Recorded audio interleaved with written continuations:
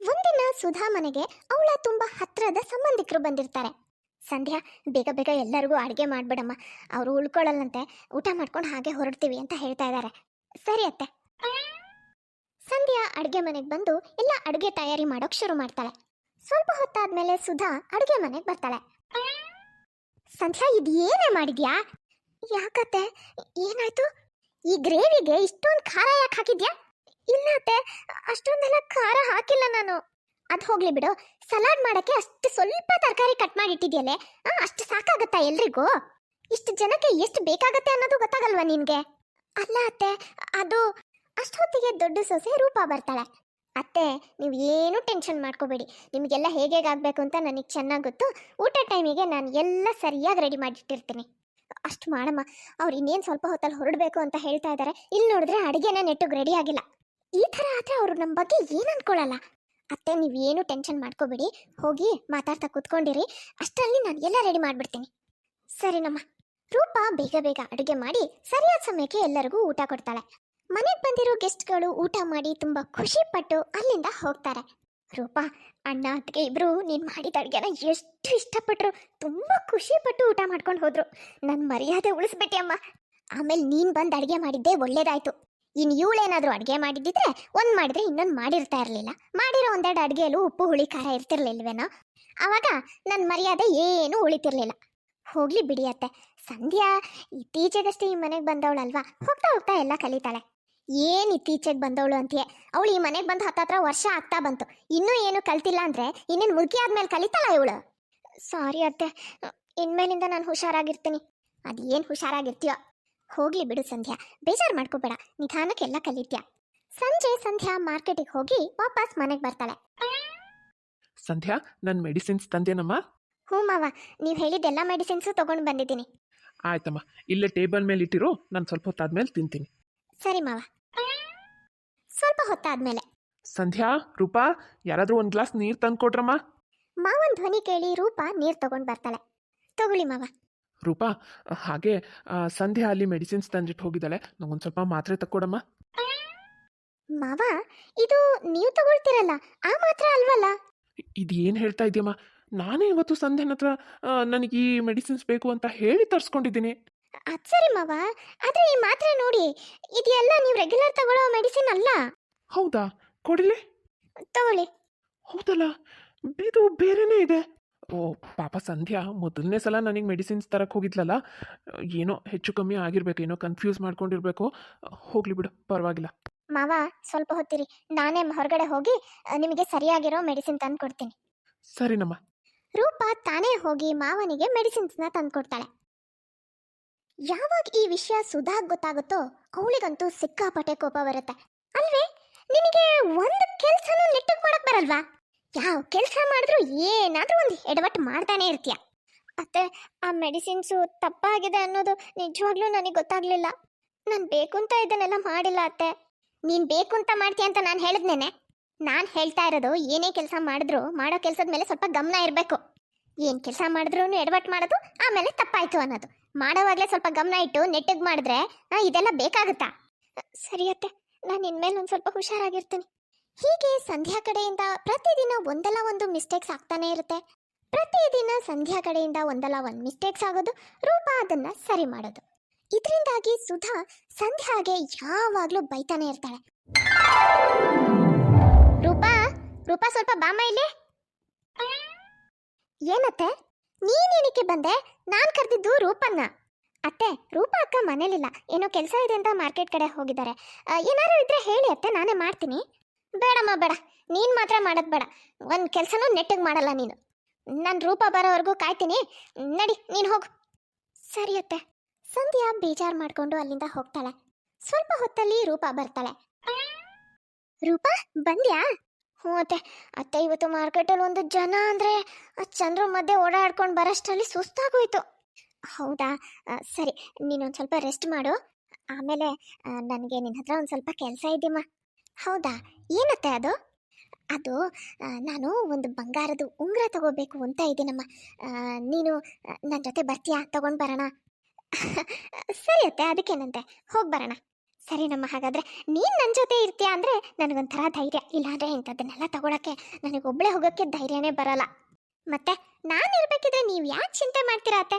ಹೌದಮ್ಮ, ನಿನ್ ಬಗ್ಗೆ ನನಗೆ ಬಹಳ ಖುಷಿ. ಎಲ್ಲ ಕೆಲಸನೂ ನೀನು ಎಷ್ಟು ಅಚ್ಚುಕಟ್ಟಾಗಿ ಮಾಡ್ತೀಯ.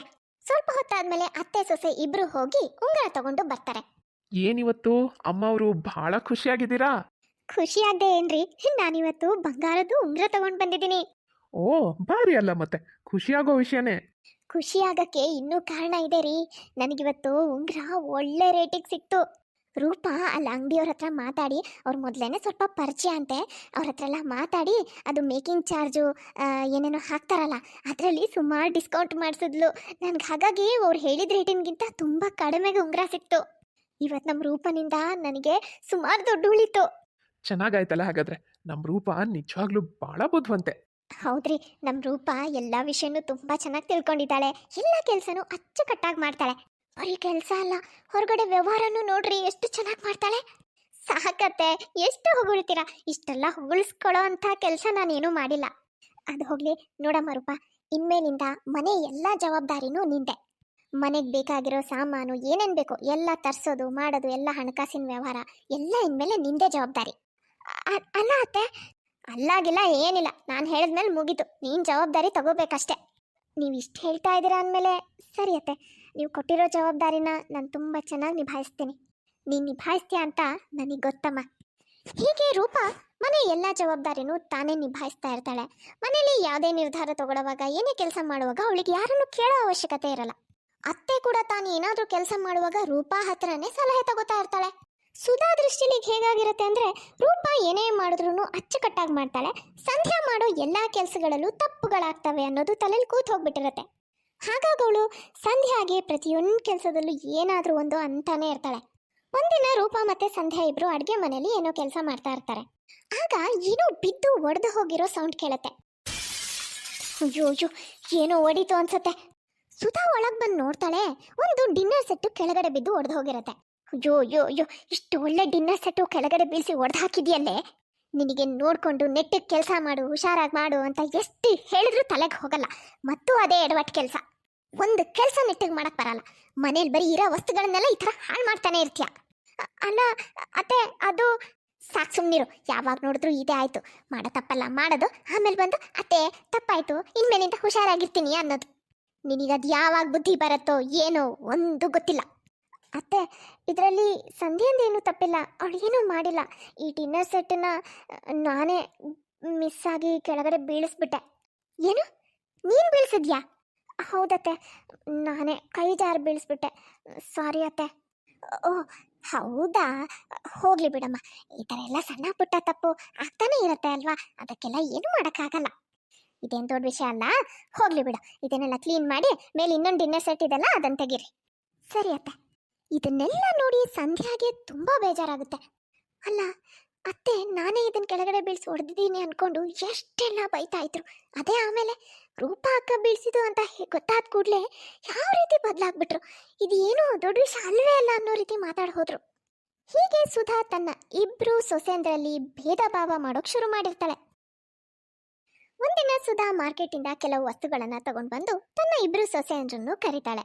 ರೂಪಾ, ನಾನು ಮಾರ್ಕೆಟಿಂದ ಏನು ತಗೊಂಡು ಬಂದಿದ್ದೀನಿ ನೋಡು. ವಾವ್ ಅತ್ತೆ, ಸೀರೆ! ಎರಡು ಸೀರೆ ಒಂದೇ ರೀತಿ ಇದೆ, ಬರೀ ಕಲರ್ ಮಾತ್ರ ಬೇರೆ ಬೇರೆ ಅಷ್ಟೇ. ಹೂನಮ್ಮ, ಹೇಗಿದ್ರು ಹಬ್ಬ ಬಂತಲ್ವಾ, ಅದಕ್ಕೆ ನಿಮ್ಮಿಬ್ರಿಗೂ ಸೀರೆ ತಗೊಂಡು ಬರೋಣ ಅಂತ ತಗೊಂಡು ಬಂದಿದ್ದೀನಿ. ನೋಡಿ, ನಿಮ್ಮಿಬ್ರಿಗೂ ಯಾವ್ಯಾವ ಕಲರ್ ಬೇಕು ಅಂತ ಆರಿಸ್ಕೊಳ್ಳಿ. ಸಂಧ್ಯಾ ತನಗೋಸ್ಕರ ನೀಲಿ ಬಣ್ಣದ ಸೀರೆನ ಆರಿಸ್ಕೊಳ್ತಾಳೆ. ಅಷ್ಟೊತ್ತಿಗೆ ರೂಪಾ ಹೇಳ್ತಾಳೆ, ಓ ನೀಲಿ ಕಲರ್ ಸೀರೆ ನನಗೂ ತುಂಬ ಇಷ್ಟ ಆಗಿತ್ತು. ಪರವಾಗಿಲ್ಲ ಬಿಡಮ್ಮ ರೂಪಾ, ನೀನು ಯಾಕೆ ಬೇಜಾರು ಮಾಡ್ಕೊತೀಯ? ನೀಲಿ ಬಣ್ಣದ ಸೀರೆನ ನೀನೇ ಇಟ್ಕೋ. ಆ ಹಸಿರು ಕಲರ್ ಸೀರೆ ಬೇಕಾದ್ರೆ ಸಂಧ್ಯಾ ಇಟ್ಕೋತಾಳೆ ಅಲ್ವೇನಮ್ಮ ಸಂಧ್ಯಾ? ಹಾಂ ಅತ್ತೆ, ನನಗೇನು ತೊಂದರೆ ಇಲ್ಲ, ಯಾವುದಾದ್ರೂ ಓಕೆ. ರೂಪಾ, ನಾನು ನಿನಗೋಸ್ಕರ ಇನ್ನೊಂದು ಚೂಡಿದಾರ್ ಬೇರೆ ತಗೊಂಡು ಬಂದಿದ್ದೀನಿ. ಅಲ್ಲಿ ಇನ್ನೊಂದು ಬ್ಯಾಗಲ್ಲಿದೆ ನೋಡು. ವಾವ್ ಅತ್ತೆ, ತುಂಬ ಚೆನ್ನಾಗಿದೆ ಅಲ್ವಾ? ತುಂಬ ಚೆನ್ನಾಗಿದೆ ಅಲ್ಲ, ಅದಕ್ಕೆ ನಿನಗೋಸ್ಕರ ತಗೊಂಡು ಬಂದೆ. ಸಂಧ್ಯಾ, ನೀನು ಹೋಗಿ ನನಗೂ ರೂಪಂಗೂ ಒಳ್ಳೆ ಖಡಕ್ ಟೀ ಮಾಡ್ಕೊಂಡು ತಗೊಂಡು ಬಾ. ಸರಿ ಅತ್ತೆ. ಸಂಧ್ಯಾ ಹೋಗಿ ಇಬ್ರಿಗೂ ಟೀ ಮಾಡಿ ತಂದ್ಕೊಡ್ತಾಳೆ. ಈ ಮನೇಲಿ ನನ್ನ ವಿಷಯದಲ್ಲಿ ಯಾಕೆ ಇಷ್ಟೊಂದು ಭೇದ ಭಾವ? ನಾನು ಮಾಡೋ ಕೆಲಸಗಳಲ್ಲಿ ಸಣ್ಣ ಪುಟ್ಟ ತಪ್ಪುಗಳು ಆಗ್ತಾ ಇರುತ್ತೆ, ಅದನ್ನು ನಾನು ಒಪ್ಕೋತೀನಿ. ಹಾಗಂತ ನನ್ನನ್ನು ಪೂರ್ತಿಯಾಗಿ ಇಗ್ನೋರ್ ಮಾಡೋದು ಎಷ್ಟು ಸರಿ? ನಾನು ರೂಪ ಅಕ್ಕಂತರ ಪರ್ಫೆಕ್ಟ್ ಆಗಬೇಕು ಅಂದರೆ ಹೇಗಾಗೋದು? ಹೀಗೆ ಸುಧಾ ತನ್ನ ಇಬ್ರು ಸೊಸೆಂದ್ರಲ್ಲೂ ತುಂಬಾ ಭೇದ ಭಾವ ಮಾಡ್ತಿರ್ತಾಳೆ. ಯಾವಾಗಲೂ ಅವಳು ದೊಡ್ಡ ಸೊಸೆ ರೂಪಾ ಪರವಾಗಿ ಮಾತಾಡ್ತಾ ಇರ್ತಾಳೆ.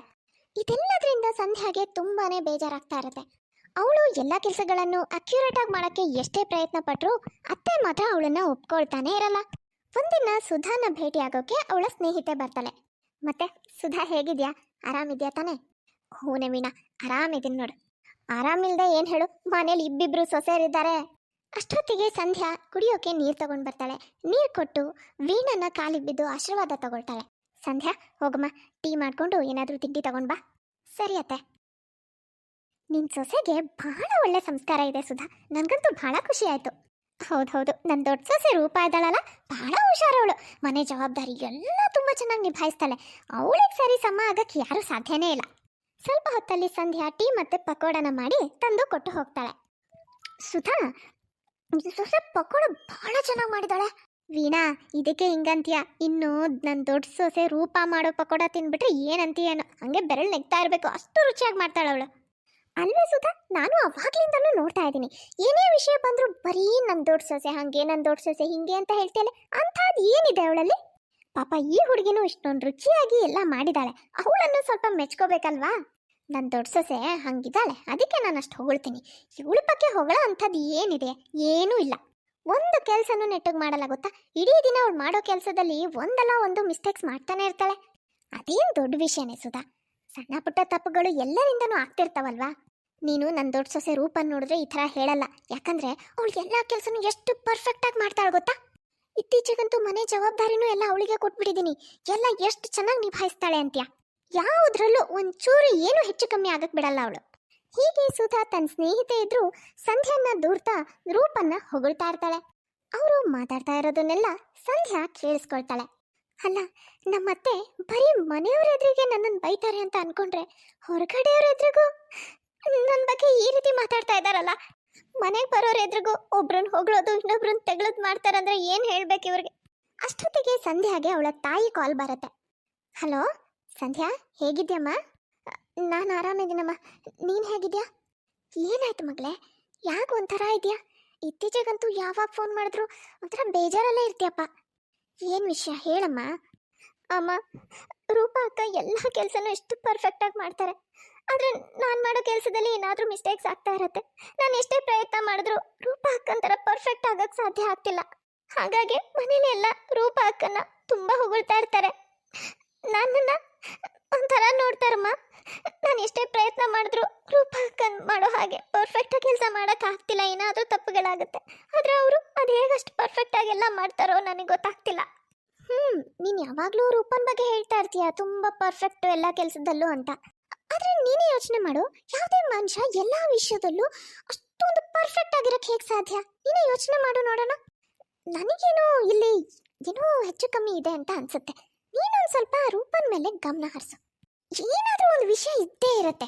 ನೀನು ಅವಳ ಕಡೆ ಒಂದು ಸ್ವಲ್ಪ ಅವಳ ಚಲನವಲನದ ಮೇಲೆ ಸ್ವಲ್ಪ ಗಮನ ಇಟ್ಟರೆ ನಿನಗೆ ಅದು ಗೊತ್ತಾಗ್ಬೋದು.